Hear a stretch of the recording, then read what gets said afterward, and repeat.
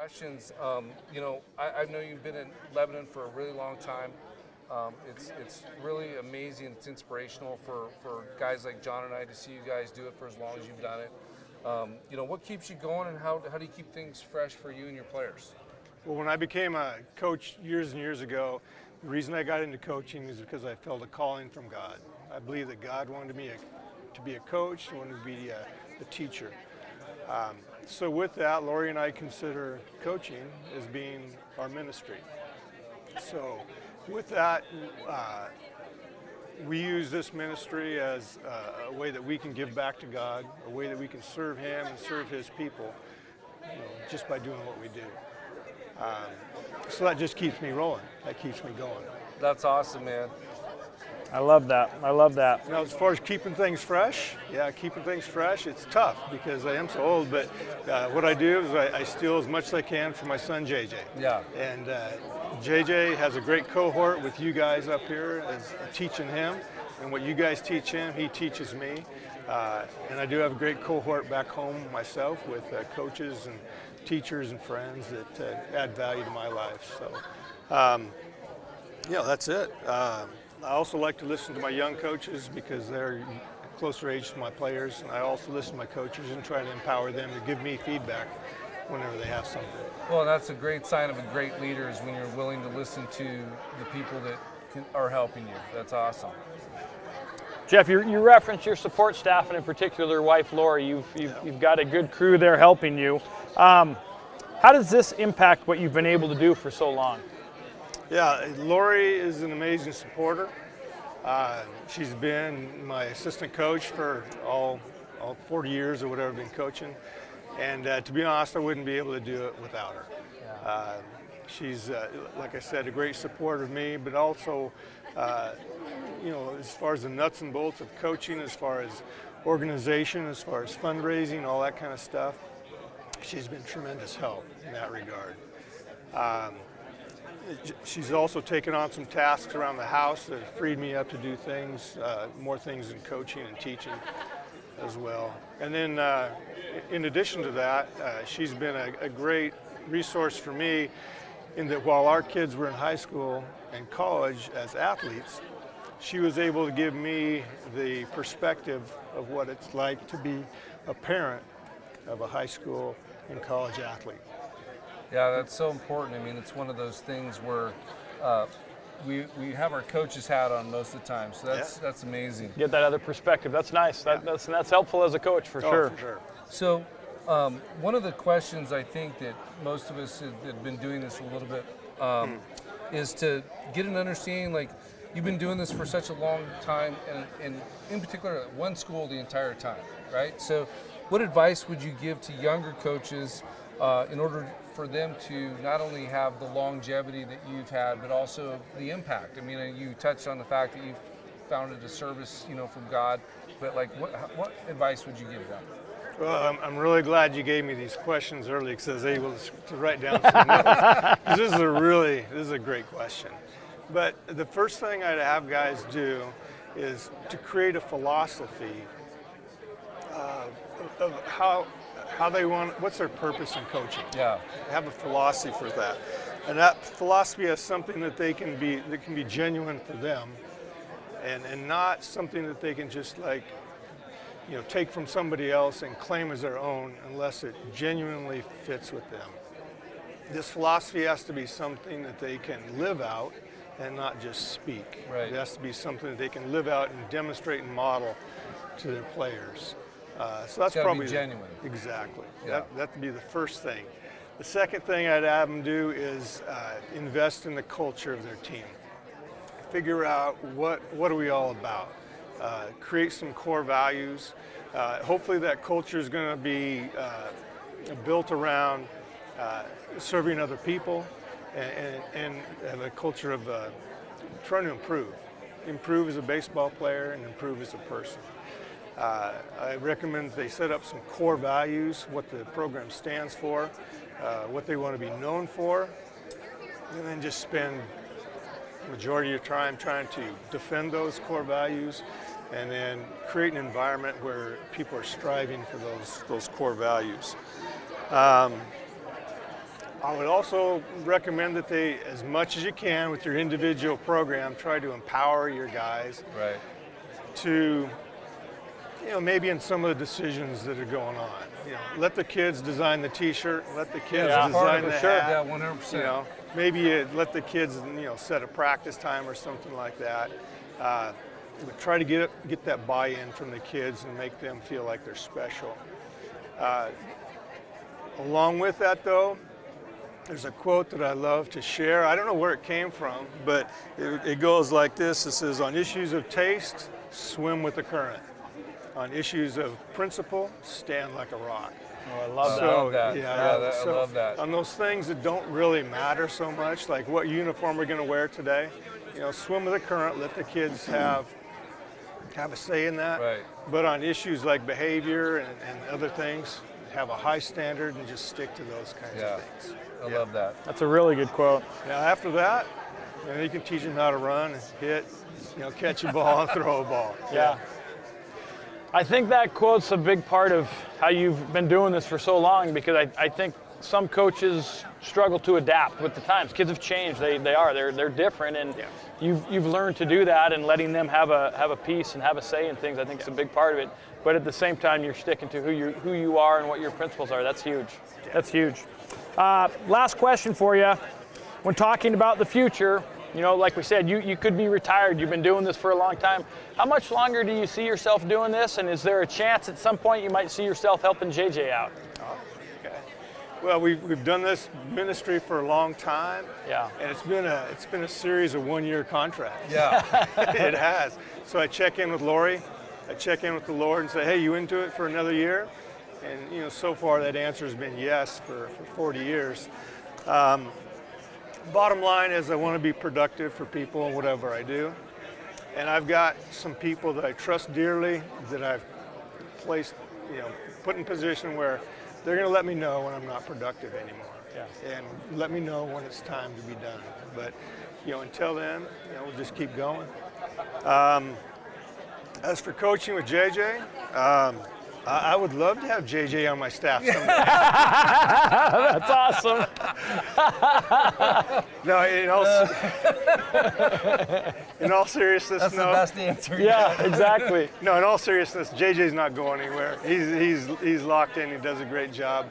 But if the situation was right and the opportunity came up, I would cherish the opportunity to work with JJ. I think that would just be a blast. Yeah. Well, Jeff, congratulations. It's well deserved. We are so happy to welcome you into this amazing fraternity of guys. Well, I appreciate what you guys done, and I'm truly honored by the selection. I appreciate it. Well deserved, without a doubt. Without a doubt. Congrats, Jeff. Thanks, guys. All right. All right. Thanks, guys. Making me feel comfortable. All right. I'll grab the mic from you.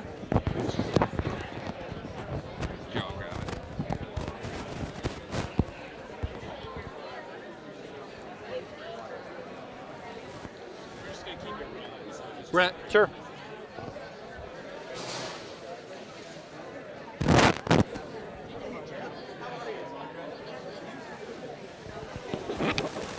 What's up, man? Congratulations. Yeah, thank you. Come on up. You doing well? I'm always doing good. Coach Wolf, congratulations, man. Good to see you, buddy. Yeah, thank you. Pin this on you here real quick. I didn't read the question. I'm just going off the cuff. That's all right. Here you You'll go. be I'm gonna great. have you just You'll be hold great. this. They're easy. All you got to do is just hold that. Perfect. Well, if you can't do these by now, then Yeah, you've done this a few times, Yeah, right? right? This is old hat Yeah. for you. well, I don't know about that. You've been in a lot of Hall of Fames. You're all good. Yeah, no, I've been in none. Everybody else has got me there, though. I've just been fortunate to go for the ride. Well, we're welcoming our next inductee, Brett Wolf, from mainly North Medford High School. It's first and foremost, thanks for being here. It's an honor to have you. We're Absolutely. so happy that you're finally being inducted into the Hall of Fame. And we want to welcome you, and we're just going to get it right into it if you're okay with that. Yeah, well, thanks for having me. I really appreciate your work and all the time you put into it. Yeah. I mean, it's amazing. So I think it's almost harder to, once you're in the Hall of Fame, than it is to get here with all that stuff you guys put together. Well, Thanks, it's, Brett. It's for worthy guys like you, for Yeah, sure. absolutely. So- Absolutely. We know, Brett, you spent the majority of your career at North Medford. I've had some classic games down there facing you guys, and for most of your career, you've had a major impact on that community. We know that. What impact did being at North Medford, Skipper, have on you, and how has that community been a huge part of your life? Well, first of all, it was my alma mater, so that kind of brings it to another level. Sure. And you know, the impact that those players and community have had on me has been tremendous. I've had really great support, community as well as my players. They bought into what we're doing, and it was all about culture. And they just helped me see, because when you're a young coach, you're trying to win. Right. Right. And those first couple of years are all about winning, because that's how you're measured. But then as you go, you see how important players and player relationships are. And so the community supported me in those first years. Fortunately, we were good enough to win. Right. And overcome some of maybe my deficits. So gave me time to overcome some of that stuff. That's awesome, man. So, like we said, you've had a ton of success. You're inducted into the Medford Sports Hall of Fame in 2022. What is this Hall of Fame, the Oregon High School Baseball Coaches, and what does this one mean to you?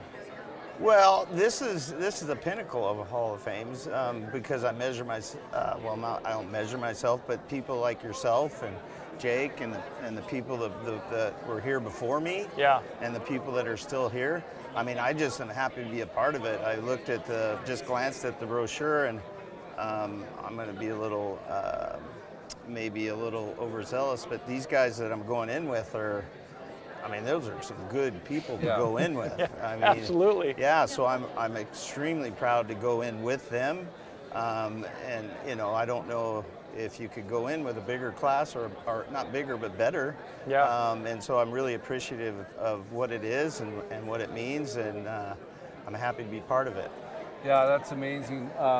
And what a culture you guys had at North Medford. I mean, I still remember coming down there for a quarterfinal game, and you guys had the bat teepee set up at home plate, and I can't remember what the kid's name that ran around the bases and slid in and broke up the bats, and the crowd's going nuts, and we're sitting there going, oh, we're in for it today. Like, our kids didn't even know how to respond, but you guys had an amazing culture down there. Yeah, that was Colin Sowers. He still does that stuff today, but he doesn't need a game for that. No. So the next question is, when you hear this, what's the first thing that comes to your mind?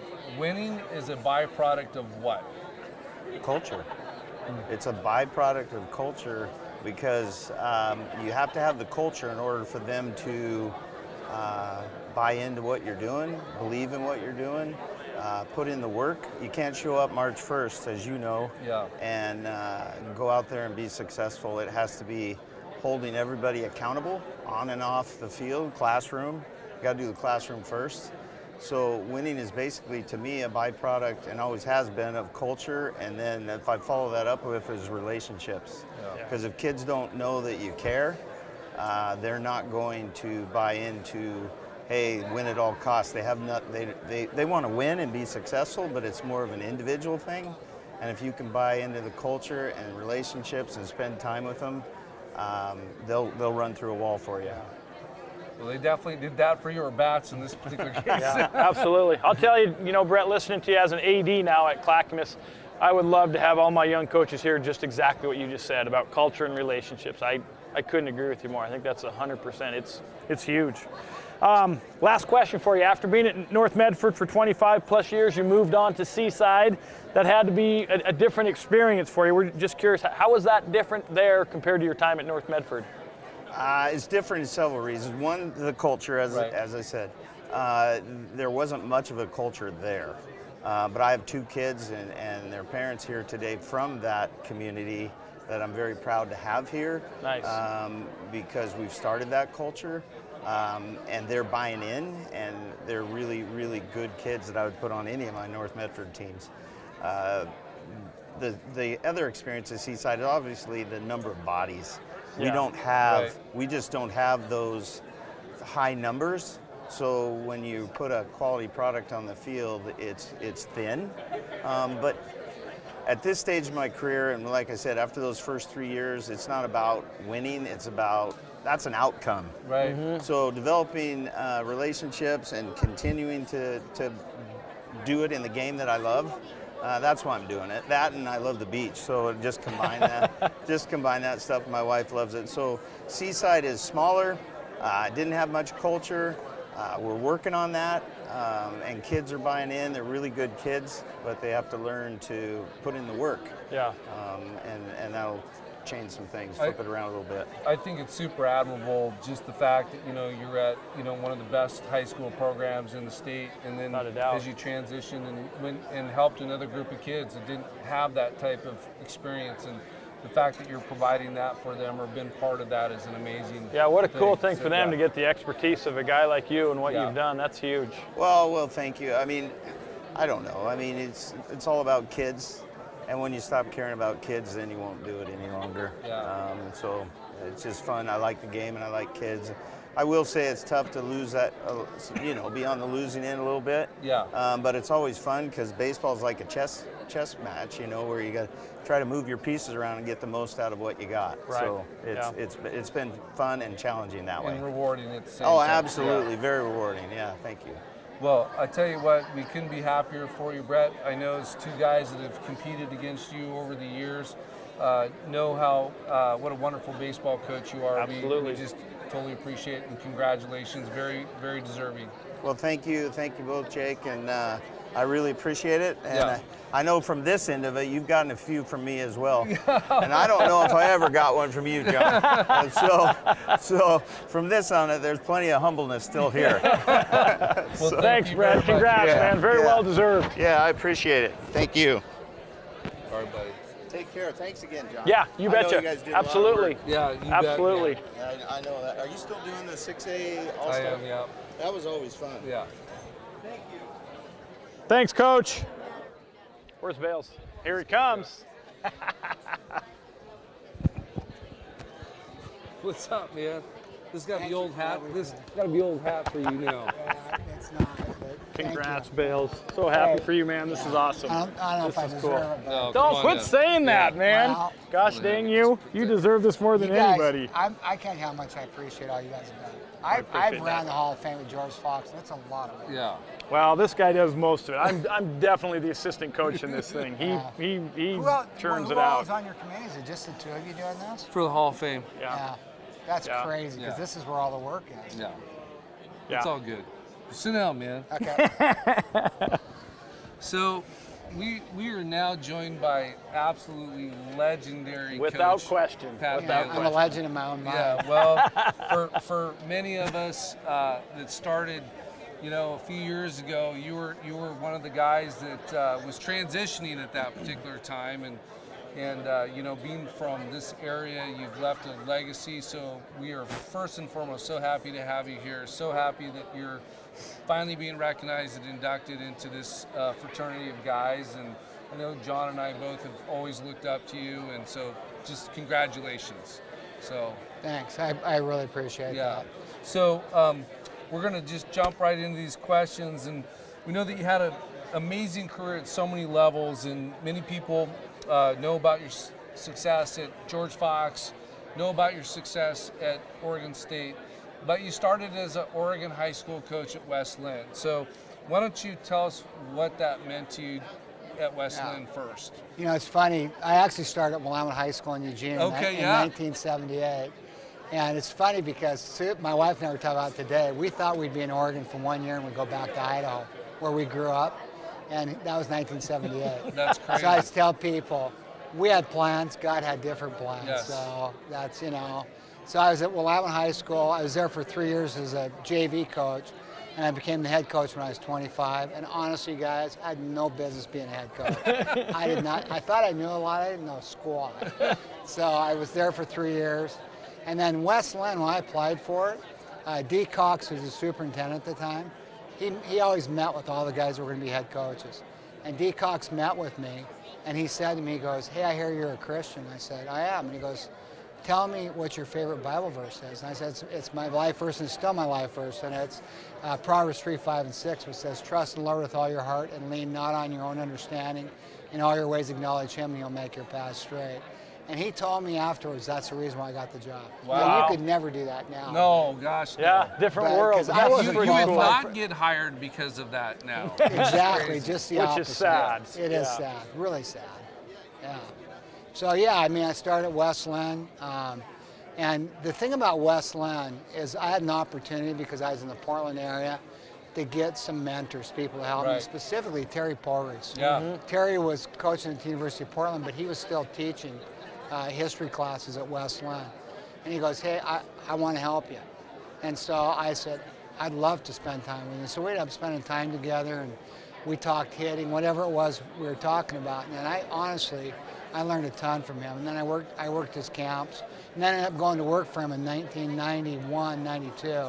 I was his pitching coach that year. Yeah. So I would say Terry's my #1 mentor, and then Sure. Eddie Derricks, who owned ATEC at the time. I don't know if you know Eddie. I don't. But Eddie got me hooked up with a few people too. Jim Lefevre came to his house one time and he invited me over to spend time with him so I could talk to him about hitting. And I got to know Tom House, and I think that was through Eddie. It was either Yeah. through Wow. Eddie or Terry. Wow. But Tom and I became really good friends. So I was really fortunate. I got a lot of really good people that helped me. That's awesome. Yeah. You know, I listening to what you said early on about being young and coming over from Idaho and thinking you're going to be for a year, that's my story. Mine I came too. over from Montana, thought I was going to leave in a year, and then ended up staying longer. And you talk about having no business as a head coach. I felt the exact same way at Clackamas. I was 24 years old and like, what am I doing? And I reached out to guys like you. You know, just like you talk about Terry, you were that for a lot of us, for Jake as well, coming from Montana. So anyway, next question here is, after leaving West Lynn, you headed over to George Fox University, became the school's all-time winningest coach, won a national championship there, Hall of Fame, and then moving on to Oregon State, another national championship. There's a theme here, folks. Yeah, right? Can you, what is that? What's that common component in the success you had from West Lynn to George Fox to Oregon State? What would you say is that common theme? One word, talent. Come on, guys. Good coaches become great coaches when you have a lot of talent. That is true. I mean, we won the 2018 National Championship at Oregon State. We had 6 first-round draft picks on that thing. But And there's then a when I lot was of at George Fox, the year we won it in 04, 5 of those kids were drafted. I'm not talking free agent drafts. I'm talking they were drafted in the draft in the top 20 rounds. All 5 of them were drafted. The highest one was Scott Hyde, who was a pitcher for me that was from Grants Pass. He went to Hidden Valley High School, and he was a 7th-round pick when we won it. Yeah, I understand what you're talking about, but you know, especially when you're at George Fox. I mean, those of us from the Northwest, played Northwest baseball, understand how difficult it is to recruit there. So you had to have a hand in bringing guys like that into the fold. So Well, it's called being relentless. Yeah. And you know, we didn't have great facilities then, but I always told the guys I recruited, facilities don't win championships, people do. yeah, So, and our players, when we'd have guys come on visits, they sold guys on what we were doing. So we had a really good culture. yeah. So we know that you retired from coaching in 2020, and we all know, as most of us, like John's not coaching anymore, I'm getting to the end of my career, and we all kind of have things that drive us in other capacities, but what's one thing that you say that you really miss about coaching? And Relationships, Yeah. number 1, 100%. Being around young people and our coaching staff. I love coaching with Case. I mean, he was a lot of fun to coach with. Yeah. And we both had the same philosophies and beliefs in terms of coaching and being competitive and, you know, why are we coaching, what's our why. We're there to build men and character, and so I just had a blast in my career working with Case. And then I was an intern for 1 year when Case retired, and Case is 3 years younger than me. And so I was 63 when he retired. I was 64 the year I was the interim, or excuse me, I was 63 the year I was the interim head coach. I was 64. Anyhow, and then I was 65 the 1 year I was with Mitch. So, yeah, I mean, I had a great experience. I worked with great people, but I'd say relationships. It's always fun going out and recruiting. right, Because when I got to Oregon State, I was looking for white rhinos among elephants. I mean, so I could go watch a game, and if there wasn't a kid there that wasn't a Oregon State caliber athlete, I'd go on to the next game. So that made it a lot easier recruiting wise. Right. And like when I was at George Fox, I took information on everybody that I watched. You know, you've had a ton of influence, guys like you and Marty, who we're going to talk to in a little bit, and Coach Case. You guys have had such an impact on guys like Jake and I. And, you know, I remember the George Fox hitting camps, man, sending kids there and going there. And when you and I first talked about you getting inducted, you're like, man, I don't know if I deserve this. And I'm like, you absolutely do. It's, right. You coached for a short time in high school, but the impact you had on high school baseball, right here, 2 guys, man, you're a mentor to us. Looking back, I mean, how do you reflect on the impact that you had on high school baseball? Not just coaching, but what you've done for these other guys around here. Well, first of all, life's not about me. It's about serving and helping other people. And so, you know, I wanted to do what was done to me. I mean, I wanted to pass it on. I wanted to pass the baton because older coaches helped me. And so when I was coaching football in high school, it always drove me nuts when we'd go to clinics and coaches would say, I can't share that because we don't want. Right. What a bunch of baloney. Even when I was at George Fox, if there was younger coaches in our conference and they wanted to meet, I'd give them everything I had. They still got to coach. And so I just think you have an obligation to share and help people out. That's what life's all about. Yeah. I want to echo what John said, just because of the fact that, like, not deserving, like, I know that when you were at George Fox, when you were at Oregon State, you guys were at the pinnacle of success at those levels. And every single time I would pick up the phone or see you at a game, like, you guys always were never above the game, never above being great human beings. And that's just something that I know that I want to try to emulate throughout the course of my career. Like, you're never bigger than the people that have helped you or whatever. So we are extremely proud of you and just proud to be in association. Absolutely. I mean, this is a very deserving, you absolutely deserve to be here. Well, you guys are both studs. So, I mean, you know, there might be other coaches in the state of Oregon that go, gosh, Bailey's a jerk. But, you know, I love spending time with you guys. You know the thing, I think because I coached in high school for 16 years and just my, you know, that servant attitude, you know, I'm not any better. I put my pants on the same way you guys do, one leg at a time. And it just, you know, I think the biggest takeaway I got from coaching Division I level, there's a lot of Division I coaches who are legends in their own minds. Yeah. This isn't about you guys, Right. dude. It's not about you. Right. It's about your players and the people that you help. That's what it's about. Right. Well, we want to again congratulate you. We hope you have a great evening tonight, and welcome to a great fraternity of Absolutely. coaches. Thanks. Very I well appreciate it. deserved. Thank you. Very Thanks, well deserved, buddy. Bales. Yep, love both you Congrats. guys. All right, Thank Congrats. you.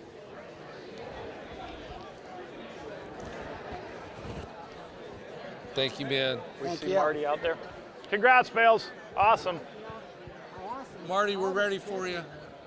Oh, there he is right here. Marty. Marty, we're ready for you. That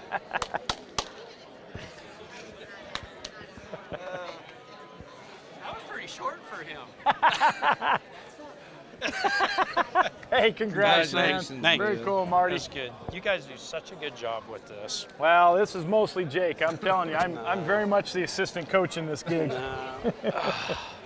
Well, we're back with our fourth inductee, Marty Hunter from Canby High School, from Bend High School, from George Fox University. I mean, the legend of Marty Hunter continues to exist all the way down into Arizona, from what I understand. Apparently so, yes. Is that true? It is true. I mean, that's incredible. So, first and foremost, congratulations. Thank you. I mean, you're one of the guys, like a lot of the guys John and I have talked about, have been mentors to us in many ways. We've competed against each other when you were coaching in high school. You were a solid person. When we got to George Fox, recruited a couple of my kids, and I know some of John's. And so, first and foremost, just congratulations. Thank you. Well deserved. It's very humbling, and it's one of those things where you don't even think about it, and then you get a call, and it's like, holy cow. Yeah. And part of it feels like, man, I'm getting old. Well, I don't know about old. You still look like you could strap it on right now.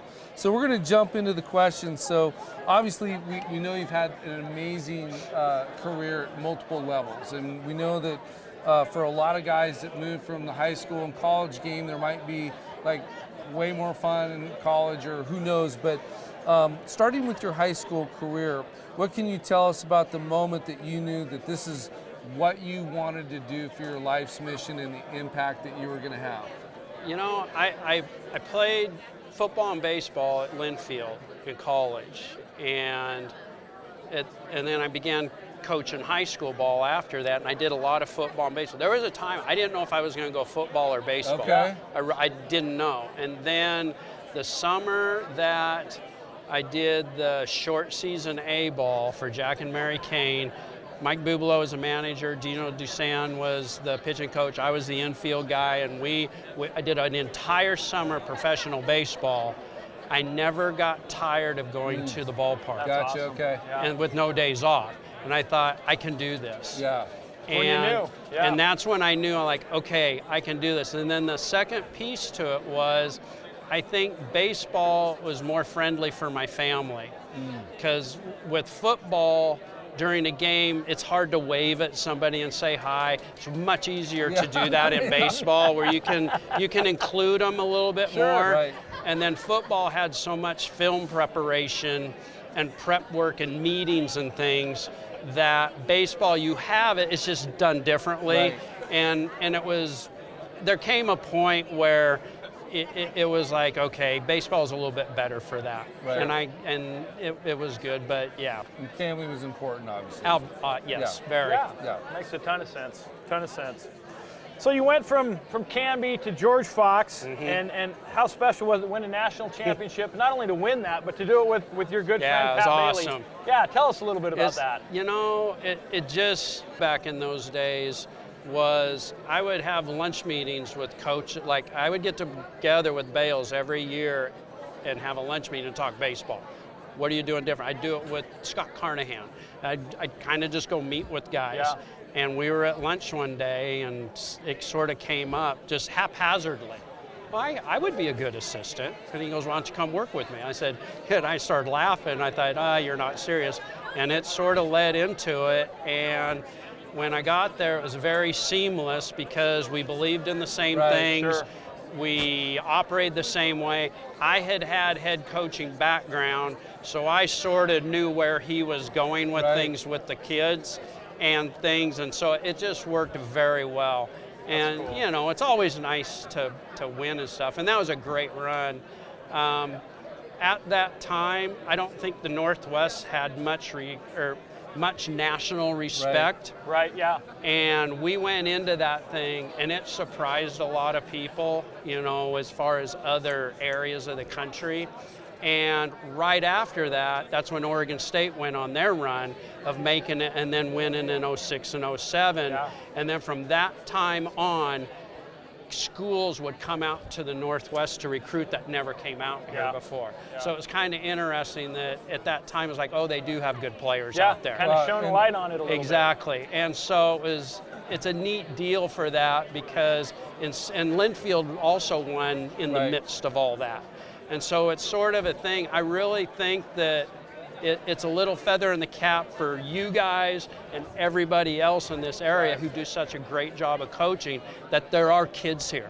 It's just not California, Texas, and Florida. Right. Yeah. I think, I mean, people have asked me about, you know, there was even an article that was written on the OSA site a couple years ago that I got interviewed for, which was, you know, what is the most impactful era of baseball? And they wanted to talk about kind of the current teams. And I said, no, I said, that time frame that you just talked about, I said, between the Northwest coaches, the small colleges, the Beavers, and all the local kids that were on all of those teams. They were all Northwest kids. 100%. I said that is without a doubt. They put everybody on the national radar at that particular point. So, and it's to me, it's knowing you for as long as I have and John has, and knowing Pat for as long as we've known you guys. I mean, it's not surprising to us at all. So congratulations. Well, you know, things have to happen. Yeah. You know, but I feel, I don't know if honored or proud is the word, but just I'm happy for the area. Yeah. and everybody around here, because we know Right. how good it is. Right, right. And it was nice to see that come to fruition. Right. So Not to, in your bio, you talked about the impact of your late wife, Kim. Yep. And I know your two boys mean so much to you, but we all know that coaches' wives hold a special place, especially when you've done it as long as you've done it. Yep. So can you just talk a little bit about her impact on you, and then honestly giving some advice to young coaches about how to integrate family to have longevity in a career? yeah, early on there has to be conversations about here's what the lifestyle is, because Yeah. it's not the same lifestyle as a 9-to-5 job. Yes. It's different, and they have to understand that, and know that this is weekends, birthdays, anniversaries. There's stuff happening. Yeah. And they have to be understanding of that. And Kim was awesome about all that. The other thing that she did is she kept things in perspective for Right. me. And she was great about that. She had a great way of maybe getting on you and telling you how something should be and doing it nicely. Nice. Yeah. And she also loved sport too. She loved the kids. She wanted to be involved with the kids. She actually coached cheerleading herself, so she understood Gotcha. it herself, Okay. and she jumped into that full bore. And so she was great about everything that came with it. And hanging out at practice and being around the school is not a bad way for little kids to grow right. up either. 100. And so there are negatives that come with being a coach's kid, Right.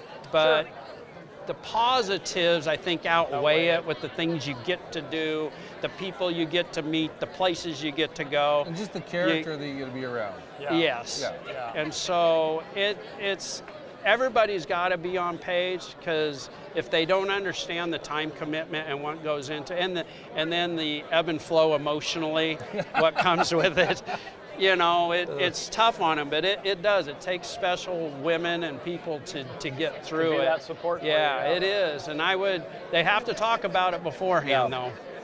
Yeah. That's smart. That's really good advice. Yeah.